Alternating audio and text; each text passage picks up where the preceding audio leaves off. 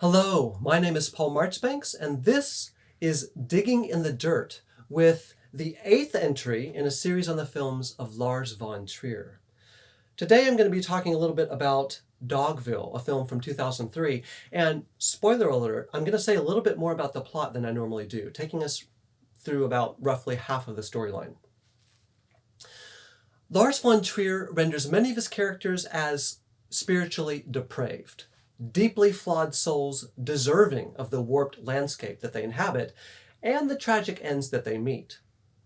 Swedish actor Ernst Hugo Herregard, who in the 90s worked with von Trier on both Europa and The Kingdom, observed that the young director had, quote, decided on an interpretation of the world as hell. Herregard may have thought this worldview narrow-minded and naive, but 2 decades later, a much more experienced von Trier was still touting it. In Melancholia, from 2011, a film about a rogue planet's imminent and disastrous encounter with the Earth, the central protagonist comes to terms with humanity's end by observing, the Earth is evil. We don't need to grieve for it. Many have exited the theater in recent years assuming von Trier is a misanthropic fatalist, that he sees no way out of an interminably painful existence.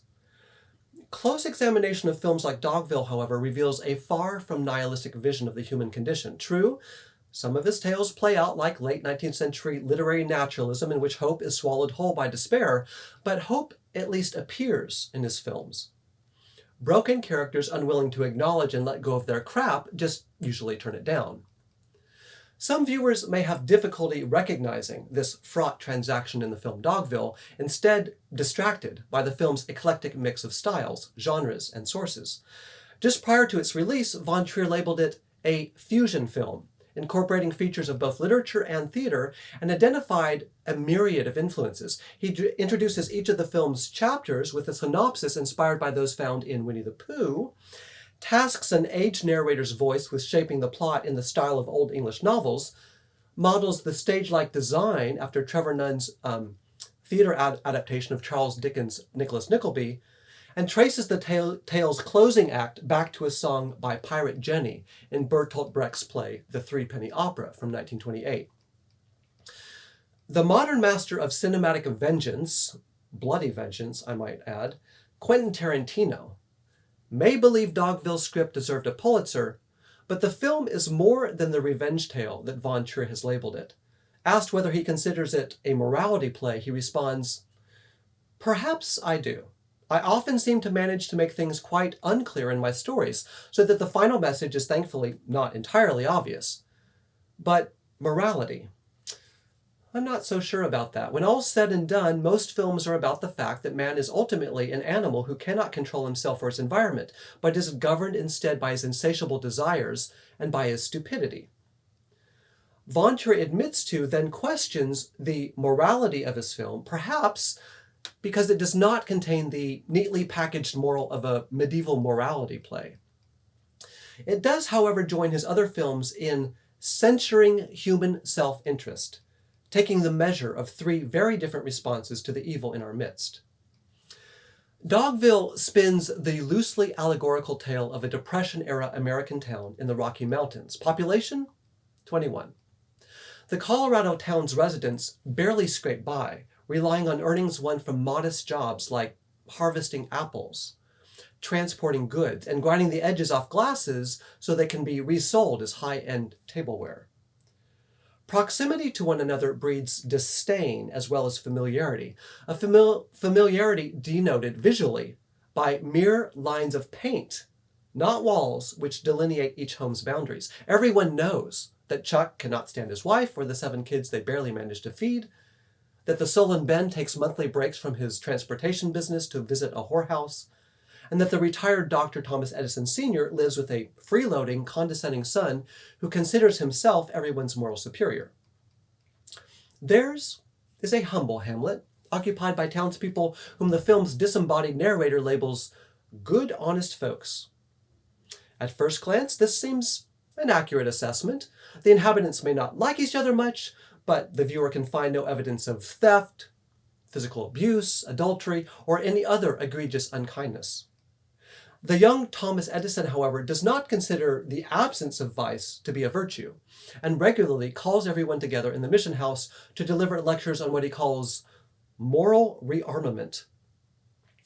This self-styled writer, committed to mining the human soul, has written no more than 2 words of the next great American novel, delaying the day when he will set to work by playing the role of peripatetic philosopher and occasional preacher.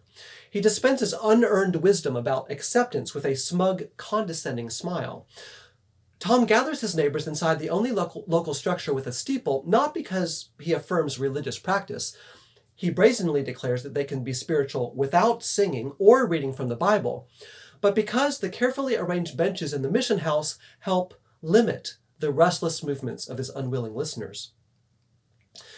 When a stranger with beautiful features and a fur-lined coat enters Dogville seeking refuge from gangsters, Tom eagerly grasps this chance gift as an opportunity to highlight others' hypocrisy.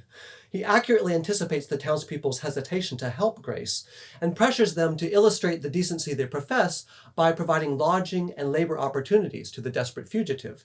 The town gives Grace Mulligan 2 weeks to win them over.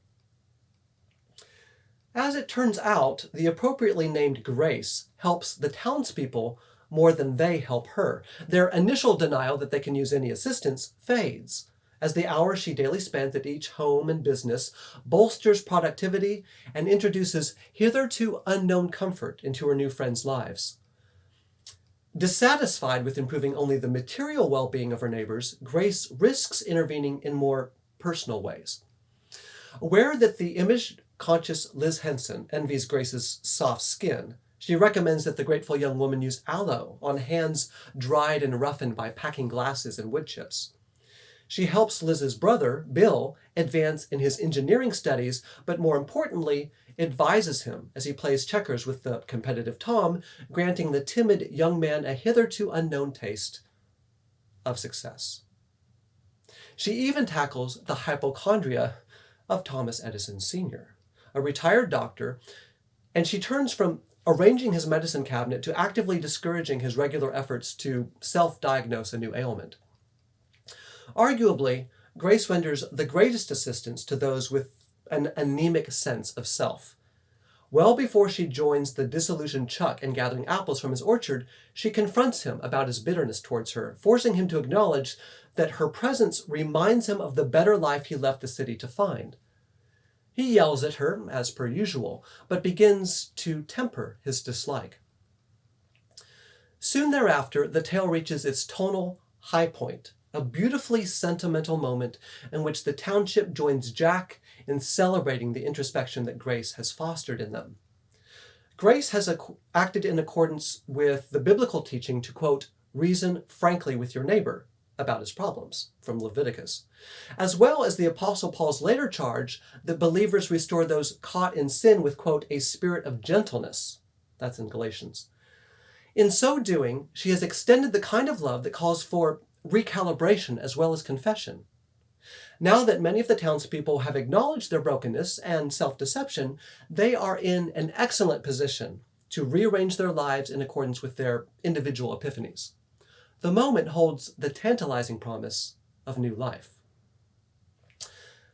I'll leave it to you to discover whether the townspeople grasp hold of this opportunity or not, and to decide which of the many ideas floated by von Trier in this film take the deepest root.